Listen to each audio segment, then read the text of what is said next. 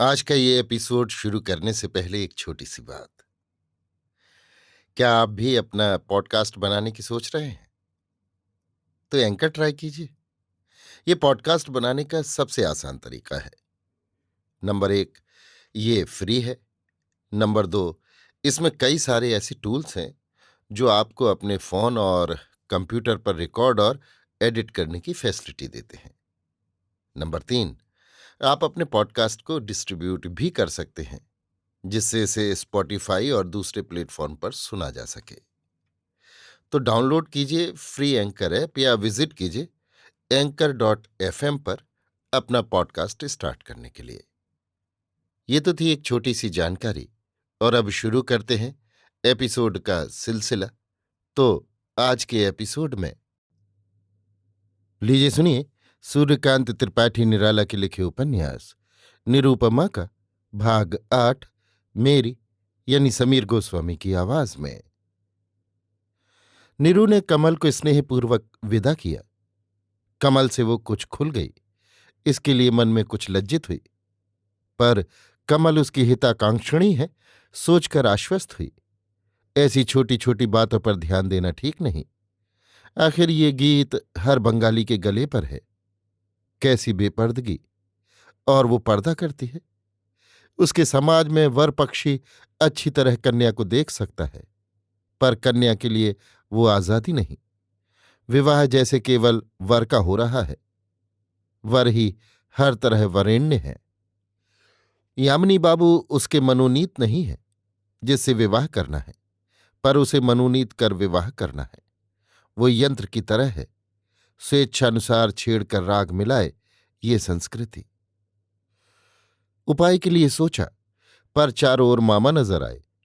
मामा के लिए जैसा कहा जाता है, कमल जैसा कह गई है, मुमकिन है सच हो। उसे हृदय में आश्वस्ति मिलती थी। ये वो मालूम कर चुकी है। ये भी देख चुकी है कि वैषयिक बातचीत उसकी जमींदारी के संबंध की अगर कुछ होती रहती थी और उस समय वहां वो जाती थी तो बंद हो जाती थी।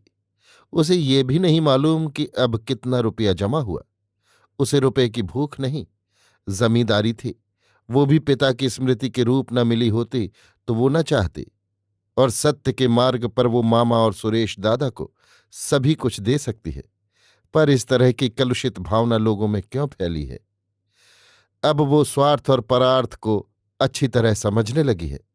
उसकी जमींदारी में उसी की जबकि वो है, उसी की जहां रियाया है, स्वार्थ का बर्ताव प्रबल है या परार्थ का, वो नहीं जानती। परार्थ का बर्ताव किया जाए तो अच्छी तरह किया जा सकता है, क्योंकि उसका खर्च बहुत थोड़ा है। कृष्ण कुमार का क्या हाल है? उसी की जमींदारी का रहने वाला है। निरूपमा में एक भेद पैदा हो गया। समस्त सात्विकता जिसे असात्विक प्रभाव पड़ता हुआ आवृत कर रहा था, जैसे एक साथ जगकर केंद्रीभूत होकर विचार में बदल गई। उसे मालूम हुआ घर वालों की आंखों में जो वो किशोरी थी और अपने को भी वैसी ही समझती थी, वो भ्रम था। वो समय, बहुत समय हुआ, पार हो चुका है। वो राय रखती है। सुबह उठकर हाथ मुंह धोकर निरूपमा बैठी थी कि उसकी दासी ने आकर कहा कि मामा बाबू बुलाते हैं। निरूपमा उठकर मामा के पास चली। कमरे में उनकी गद्दी के बगल में बैठकर नत आंखों से पूछा, मां आ गई? योगेश बाबू एक हिसाब देख रहे थे। निगाह उठाकर कहा, बैठो, काम है, अभी कहता हूं। फिर हिसाब देखने लगे। नीरू चुपचाप बैठ गई। कुछ देर में योगेश बाबू निवृत्त हो गए। स्नेह की दृष्टि से नत नीरू को देखते रहे। फिर कहा, मां, अब तक तो तुम्हारे नौकर की तरह तुम्हारा काम करता रहा, पर अब वृद्ध हो गया हूं, कुछ आराम चाहता हूं। तुम्हें समझा दूं, तुम मालकिन की तरह अपनी आज्ञा धारण करो। आखिर अब बहुत दिन तो है नहीं। योगेश बाबू नीरू को देखकर मुस्कुराए। इस स्नेह स्वर में फर्क नहीं हो सकता। नीरू ने निश्चय किया, लोग यों ही दूसरे को नीचे दिखाने के आदी हैं। स्नेह से उमड़कर नम्र हंसकर मामा को सरल दृष्टि से, वही जो किशोरी की दृष्टि थी, देख कर बोली, आज्ञा कीजिए। वृद्ध फिर हंसे। तुम्हें देखता हूं तो रानी की याद आ जाती है। रानी निरुपमा की माता का नाम था। तुम्हें सुखी करके मैं स्वर्ग का भागी हूंगा, मुझे पूरा विश्वास है। निरु वैसी ही सरल दृष्टि से देखती रही। आज तक तुमसे नहीं कहा। वृद्ध गंभीर हो गए। जरूरत भी नहीं थी, अब है, क्योंकि संपत्ति विषय में भी तुम्हें संभाल देना है। नली मुंह में लगाकर धीरे धीरे कई कश खींचे। यामिनी को रुपए की जरूरत है। निरुपमा कुछ संभल कर जैसे अच्छी तरह विषय में प्रवेश करना चाहती है, भाव को और भी तेज दृष्टि से देखने लगी। वृद्ध कहते गए, कभी कभी हाथ खाली हो जाता है। तुम्हारे पिता बीमार पड़े थे, तब पास कुछ न था। निरुपमा को भीतर जैसे किसी ने हिला दिया। कमल की बात याद आई। वृद्ध धीरे धीरे सारी कथा कह गए। फिर रुपए लेने के संबंध में यामिनी बाबू की इच्छा प्रकट की। फिर हंसे, कहा, तुम्हें यामिनी बाबू के लिए कर्ज लेना पड़ रहा है। निरुपमा के मुख पर विकार न था।